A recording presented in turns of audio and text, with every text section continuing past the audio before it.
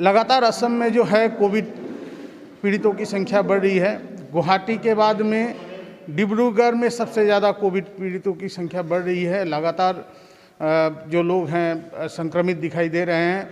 कल मुख्यमंत्री डॉक्टर हिमंत बिश्व शर्मा ने भी असम मेडिकल कॉलेज का भ्रमण किया था और उन्होंने भी लोगों से आह्वान किया था कि लोग घर पे रहें और उन्होंने यह चिंता भी व्यक्त की थी कि ज़्यादा से ज़्यादा संक्रमण जो है डिब्रूगढ़, तिनसुकिया और कामरूप में दिखाई दे रहा है, जिस कारण उन्होंने यह निर्देश दिया था कि जो 2 बजे से कर्फ्यू होता है उसको बढ़ा के 12 बजे से किया जाए ताकि इस संक्रमण को रोका जा सके।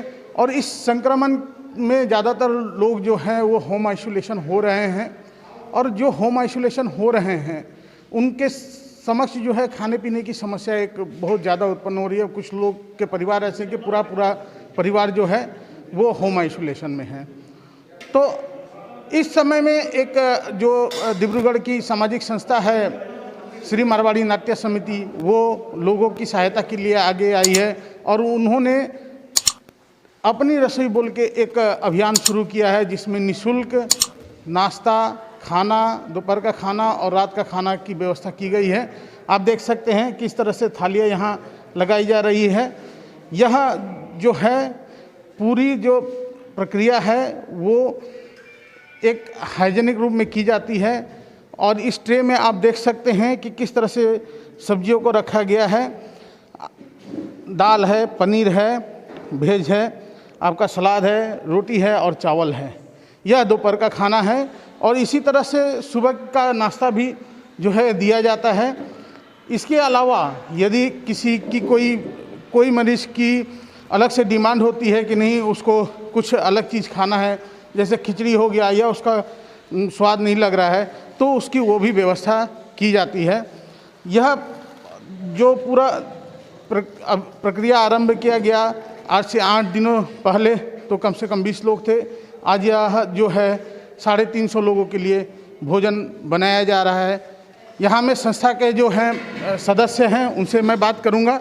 ये थाली में आज दोपहर में क्या क्या दिया जा रहा है? आज की थाली में हमने चावल, रोटी, दाल, सलाद, पापड़, उसके बाद पनीर की सब्जी वगैरह हमने दी है। यदि किसी के लिए कोई डिमांड आती है दलीजिए तो उसको किस तरह से पूरा किया? हाँ, यदि किसी के लिए दलिया हुआ, खिचड़ी हुई, किसी चीज़ की डिमांड आती है तो वो भी हम भिजवाते हैं। जी हाँ, पूरी व्यवस्था है, एक पूरी प्रक्रिया है, इसको पूरी तरह से लागू किया जाता है। लोगों के स्वरुचि के हिसाब से भी भेजने की इन लोग व्यवस्था कर रहे हैं। यह जो पूरा प्रकरण है वो जो संस्था के अध्यक्ष हैं श्री कैलाश बगड़िया जी, उनके द्वारा यह पूरी मुहिम चलाई जा रही है। कैलाश बगड़िया, इससे हम ये पूछना चाहेंगे कि यह प्रक्रिया जो शुरू की गई तब कितने लोग थे और अभी जो है कितने लोगों की डिमांड आ रही है? हम लोगों ने जब प्रारंभ किया था आज 8 दिन पहले, उस समय में करीब 20-22 लोग हमसे जुड़े हुए थे, किंतु आज प्रतिदिन संख्या बढ़ती जा रही है और आज 300 से ऊपर लोगों को हम भोजन मुहैया करवा रहे हैं। ये शुद्ध शाकाहारी भोजन है। सुबह नाश्ता, दोपहर में का भोजन और रात्रि भोजन हम हमारे जो कार्यकारिणी के सदस्य हैं, जिनमें मुख्यतः हमारे सचिव श्री अनिल जी केड़िया, चंदन जी भरतिया, आशीष भरतिया और निर्मल जी खेमका का मुझे बहुत बड़ा सहयोग मिल रहा है इस कार्य में और उन लोग दिन रात निरंतर ये सेवा हमारे साथ में मिलकर कर रहे हैं। अभी डिब्रूगढ़ में देखा जा रहा है कि कोविड जो है बहुत तेज़ी से फैल रहा है, तो क्या डिमांड भी और बढ़ रही है? हाँ, डिमांड रोज़ बढ़ रही है और मुझे आशा है कि शायद अगले हफ्ते 10 दिन में ये 1000 तक भी पहुंच जाए तो कोई बड़ी बात नहीं है।